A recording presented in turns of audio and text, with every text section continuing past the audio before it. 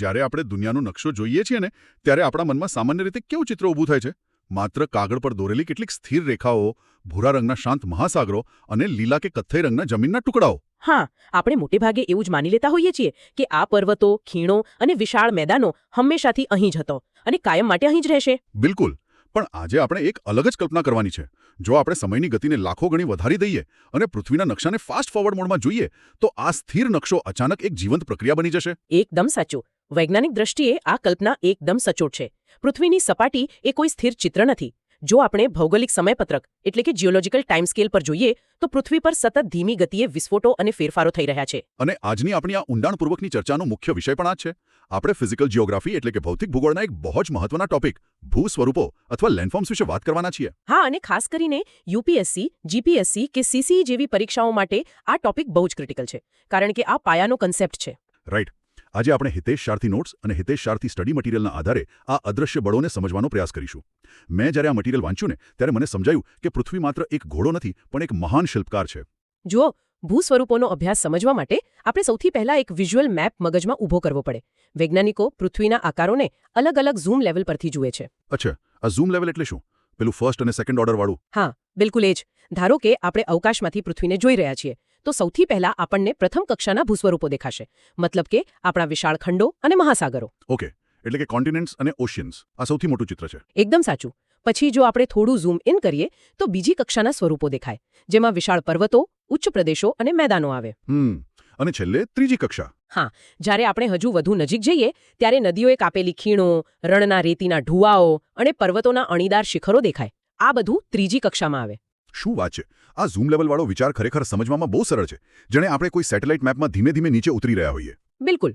તો ચાલો આપણે આપણી યાત્રા પૃથ્વીના સૌથી ભવ્ય માળખા એટલે કે પર્વતોથી શરૂ કરીએ. આ બહુ જ રસપ્રદ છે. અરે હા, પર્વતો વિશે હિતેશ શારથી નોટ્સમાં એક જબરદસ્ત ફેક્ટ આપેલો છે. પર્વતો પૃથ્વીની કુલ જમીનનો 27% હિસ્સો રોકે છે. અને બીજી સૌથી મોટી વાત એ છે કે દુનિયાનું 80% તાજું પાણી આપણને આ પર્વતો જ પૂરા પાડે છે. જો પર્વતો ન હોત તો કદાચ માનવ વસ્તી અસ્તિત્વ જ ન ધરાવતી હોત. બહુ જ મોટી વાત છે આ તો. પણ આ પર્વતો બને છે કેવી રીતે? તેના પ્રકારો કયા છે? જો, પર્વતો મુખ્યત્વે 4 પ્રકારના હોય છે. આપણે સૌથી પહેલા ગેડ પર્વતો એટલે કે ફોલ્ડ માઉન્ટેન્સની વાત કરીએ. હા, અને આ ગેડ પર્વતો માટે એક બહુ જ મસ્ત ટ્રીક મેં મટીરિયલમાં વાંચી હતી, પેલી ટેબલ ક્લોથ વાળી. એક્ઝેક્ટલી. જો તમારે ફોલ્ડ માઉન્ટેન વિઝ્યુઅલાઇઝ કરવા હોય તો કલ્પના કરો કે એક ડાઇનિંગ ટેબલ પર મોટું ટેબલ ક્લોથ પાથરેલું છે. બરાબર. હવે તમે બંને હાથ ટેબલ ક્લોથના સામસામેના છેડે રાખો અને ધીમે ધીમે બંને હાથને એકબીજા તરફ ધક્કો મારો. અચ્છા, એટલે વચ્ચેના ભાગમાં કાપડની કરચલીઓ પડશે અને તે ટેકરીઓની જેમ ઊંચું થઈ જશે, રાઈટ? બિલકુલ. આપણી પૃથ્વીનો પોપડો પણ વિશાળ ટેક્ટોનિક પ્લેટ્સમાં વહેંચાયેલો છે. કરોડો વર્ષો પહેલા ભારતીય પ્લેટ ઉત્તર તરફ સરકી અને યુરેશિયન પ્લેટ સાથે ટકરાઈ. ઓહ, એટલે આ બે પ્લેટ્સ ટકરાવાથી જમીનમાં કરચલીઓ પડી અને આપણો હિમાલય પર્વત બન્યો? હા, જો તમે ભારતના નકશામાં ઉત્તર તરફ જુઓ તો જમ્મુ કાશ્મીરથી લઈને અરુણાચલ પ્રદેશ સુધી આખો હિમાલય પથરાયેલો છે. આ દુનિયાના સૌથી યુવાન પર્વતો છે, માત્ર 15 મિલિયન વર્ષ જૂના. ખાલી 15 મિલિયન વર્ષ? ભૌગોલિક સમય પ્રમાણે તો આ સાવ બાળક કહેવાય. સાચી વાત છે. અને અહીં એક પ્રિલિમ્સ ઓરિએન્ટેડ ફેક્ટ પણ યાદ રાખવા જેવો છે. જ્યારે આ બે પ્લેટ્સ ટકરાઈને ત્યારે તેમની વચ્ચે જે તેથીઝ નામનો સમુદ્ર હતો તેના તળિયાની માટી પણ ઉંચકાઈ ગઈ. અરે વાવ!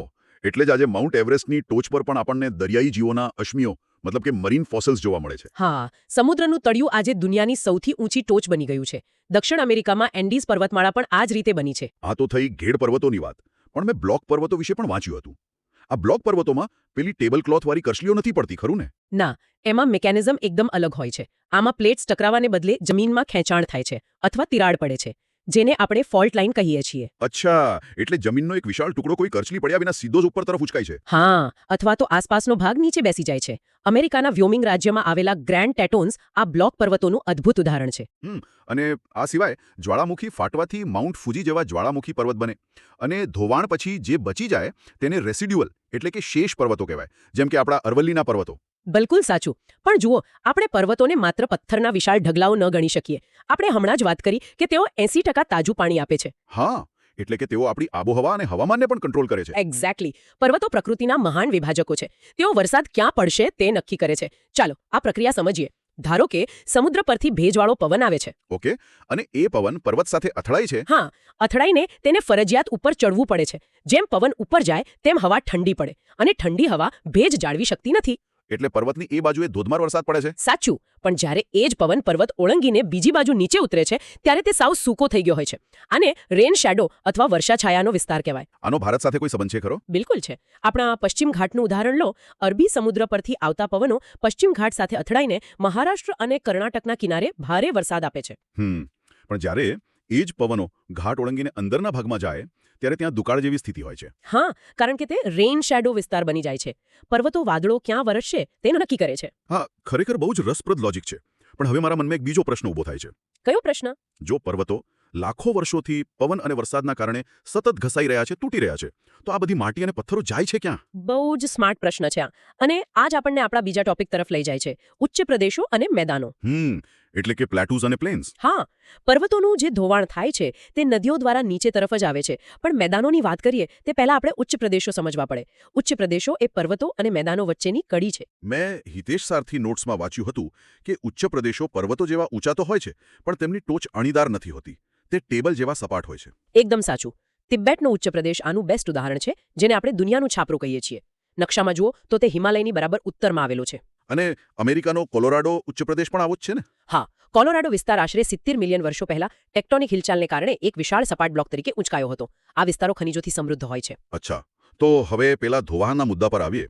નદીઓ જે માટી અને કાંકરા ઘસડી લાવે છે તેનું શું થાય છે? જુઓ, નદીઓ પર્વતો પરથી અત્યંત ઝડપથી વહે છે, પણ જ્યારે તે નીચાણવાળા વિસ્તારોમાં પ્રવેશે છે ત્યારે તેની ગતિ ધીમી પડી જાય છે. એટલે તેની સાથે આવેલો કાંપ ધીમે ધીમે જમીન પર પથરાતો જાય છે, જેને આપણે એલ્યુવિયમ કહીએ છીએ. બિલકુલ. અને કરોડો વર્ષો સુધી આ કાંપ પથરાતા રહેવાથી દુનિયાના સૌથી ફળદ્રુપ કાંપના મેદાનો રચાય છે. પૃથ્વીની 50% કરતાં વધુ જમીન આવા મેદાનો જ છે. ભારતમાં ઉત્તર પ્રદેશ, બિહાર અને બંગાળમાં ફેલાયેલું ગંગાનું વિશાળ મેદાન આનું જ પરિણામ છે ને? હા, અને જો ગુજરાતના સંદર્ભમાં વાત કરીએ તો મધ્ય ગુજરાત અને દક્ષિણ ગુજરાતના મેદાનો નર્મદા અને તાપી નદીઓએ લાવેલા કાંપથી જ બન્યા છે. અને આ નદીઓ જ્યારે મેદાનોમાં પ્રવેશે છે ત્યારે તે ફ્લડ પ્લેન્સ એટલે કે પૂરના મેદાનો પણ બનાવે છે. હા, જ્યારે ચોમાસામાં નદીના પાણી વધે ત્યારે તે પોતાના કિનારા ઓળંગી આસપાસના વિસ્તારમાં ફેલાઈ જાય છે. અને પાણી ઓસરે ત્યારે પાછળ એક નવી અને ફળદ્રુપ માટી છોડી જાય છે. પરીક્ષા માટે આમાં એક બહુ અગત્યનો કન્સેપ્ટ છે, ખાદર અને બાંગર માટીનો. એક્ઝેક્ટલી. જે નવી ફળદ્રુપ માટી દર વર્ષે પૂર દ્વારા પથરાય છે તેને આપણે ખાદર કહીએ છીએ.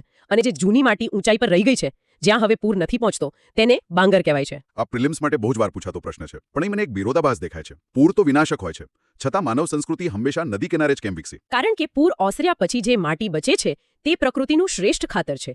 ત્યાં ખેતી એટલી વિપુલ પ્રમાણમાં થાય છે કે મનુષ્ય આ જોખમ ઉઠાવવા હંમેશા તૈયાર રહે છે. રાઈટ. સિંધુ ખીણની સંસ્કૃતિ હોય કે નાઇલ નદીની સંસ્કૃતિ, બધી મેદાનોમાં જ વિકસી છે.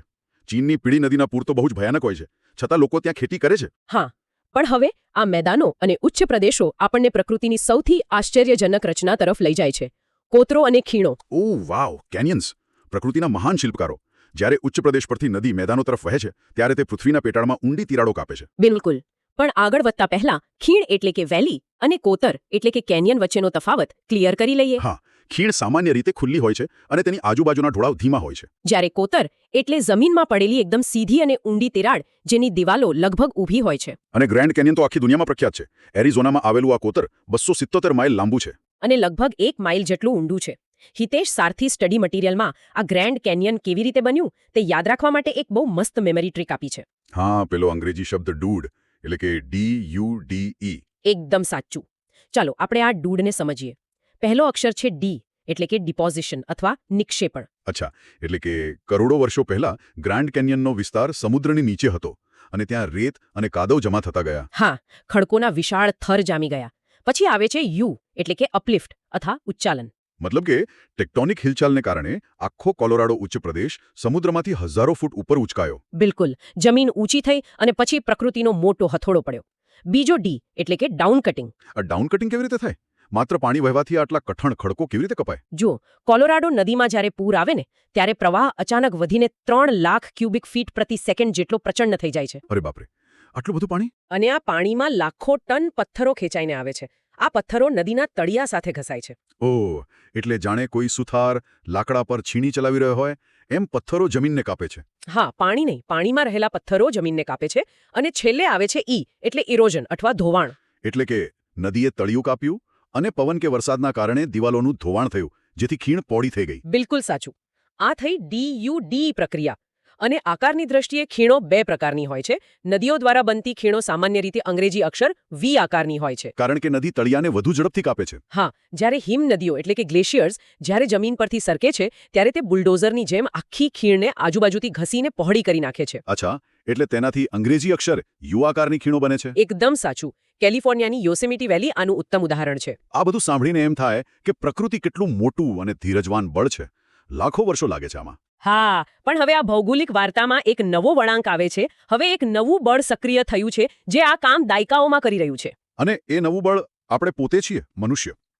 હિતેશ સારથી નોટ્સ મુજબ મનુષ્ય હવે એક જીઓમોર્ફિક એજન્ટ બની ગયો છે. બિલકુલ. ભૂતકાળમાં પૃથ્વી માત્ર કુદરતી બળોથી બદલાતી હતી, પણ હવે માનવ ટેકનોલોજી પૃથ્વીની ભૂગોળ બદલી રહી છે. આપણે નકશા બદલી રહ્યા છીએ. ખાણકામ માટે આપણે આખા પર્વતોની ટોચ ઉડાડી દઈએ છીએ, જેને માઉન્ટેન ટોપ રિમૂવલ કહેવાય છે. અને નદીઓ પર બંધ બાંધવાની અસરો તો એનાથી પણ વિશાળ છે. ઇજિપ્તમાં નાયલ નદી પર જ્યારે આસવાન હાઈ ડેમ બન્યો ત્યારે બહુ મોટો પ્રશ્ન ઊભો થયો હતો. શું થયું હતું ત્યાં? આ ડેમ બનવાથી ભૂમધ્ય સમુદ્રમાં આવતો 140 મિલિયન ટન કાંપ અટકી ગયો. અચ્છા, એટલે નદી નવો કાંપ લાવતી બંધ થઈ ગઈ તો સમુદ્રના મોજાઓએ કિનારાનું ભયંકર ધોવાણ કરવાનું શરૂ કરી દીધું હશે. હા, આપણે નદીના કોઈ એક ભાગમાં બંધ બાંધ્યો અને વિનાશક અસર હજારો કિલોમીટર દૂર દરિયા કિનારે થઈ. આ તો ખરેખર ચિંતાજનક છે.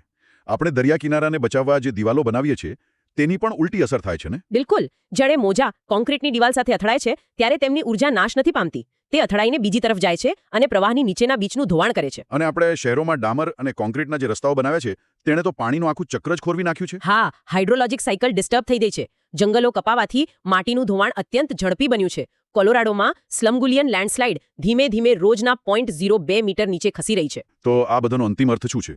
આપણે પૃથ્વીની સિસ્ટમ સાથે જે ચેડા કરી રહ્યા છે તેનું પરિણામ શું આવશે? જો, પૃથ્વીને કોઈ ખતરો નથી. પ્રકૃતિ તો પોતાનો રસ્તો શોધી જ લેશે. ખતરો આપણી માનવ સંસ્કૃતિ અને આપણી ખેતીને છે. સાચી વાત. હજારો વર્ષો પહેલા જ જમીનના આ સ્વરૂપોએ જ નક્કી કર્યું હતું કે માનવ સંસ્કૃતિ ક્યાં વિકસશે. પણ હવે આપણે નક્કી કરી રહ્યા છીએ કે નદીઓ ક્યાં વહેશે. ભૂગોળે હવે માત્ર નકશા પર દોરેલી સ્થિર રેખાઓ નથી. તે આપણા અસ્તિત્વનો આધાર છે. આપણે આ નાજુક સમતોલનને સમજવું જ પડશે. બિલકુલ. અને આ ચર્ચાના અંતે હું શ્રોતાઓ માટે એક વિચાર છોડવા માંગુ છું. કલ્પના કરો કે લાખો વર્ષો પછી ભવિષ્યના કોઈ વૈજ્ઞાનિકો પૃથ્વીનું ખોદકામ કરે છે. બહુ જ રસપ્રદ એંગલ છે આ. તો તેમને આપણા કોન્ક્રીટના શહેરોના ખંડેરો અને વિશાળ ડેમના અવશેષો મળશે. શું તેઓ આપણને એક બુદ્ધિશાળી સંસ્કૃતિ માનશે કે પછી હિમનદી કે ભૂકંપ જેવી એક વિનાશક કુદરતી આફત ગણી લેશે? આ ખરેખર વિચારવા જેવો પ્રશ્ન છે. પણ ચાલો, સેશન પૂરો કરતા પહેલા હિતેશ સારથી સ્ટડી મટીરિયલમાંથી એક ક્વિક રિવિઝન અને એમસીક્યુ જોઈ લઈએ. અરે હા, ચોક્કસ. તો પહેલો પ્રશ્ન છે, ગ્રેન્ડ કેન્યનની રચના કઈ નદી દ્વારા થઈ છે? Option A Amazon, option B Colorado, option C Nile કે ઓપ્શન ડી ગંગા? આનો સાચો જવાબ છે ઓપ્શન બી, કોલોરાડો નદી. આપણે પેલા ડીયુડીઈ ટ્રિકમાં ડાઉન કટિંગ વિશે સમજ્યા હતા ને, તે આ જ નદીનું કામ છે. બિલકુલ સાચું. બીજો પ્રશ્ન, દર વર્ષે નદી દ્વારા પાથરવામાં આવતી નવી ફળદ્રુપ કાંપની માટીને શું કહેવાય છે? Option A bangar, option B regur, option C khadar કે ઓપ્શન ડી લોયસ? જવાબ છે ઓપ્શન સી, ખાદર. યાદ રાખજો, નવી માટી એટલે ખાદર અને જૂની માટી એટલે બાંગર. આ પરીક્ષા માટે બહુ જ કન્ફ્યુઝિંગ ટ્રેપ હોય છે. એકદમ પરફેક્ટ. તો આ હતી ભૂસ્વરૂપો અને પૃથ્વીની ભૌગોલિક પ્રક્રિયાઓ વિશેની આપણી આજની ઊંડાણપૂર્વકની ચર્ચા. મને આશા છે કે આ ચર્ચાથી તમને કન્સેપ્ટ્સ ક્લિયર થયા હશે અને નકશાઓ મગજમાં વિઝ્યુઅલાઇઝ થવા લાગ્યા હશે. બિલકુલ. આજના સેશનમાં જોડાવા બદલ ખૂબ ખૂબ આભાર. સતત વાંચતા રહો અને વિચારતા રહો. જોવા બદલ આભાર.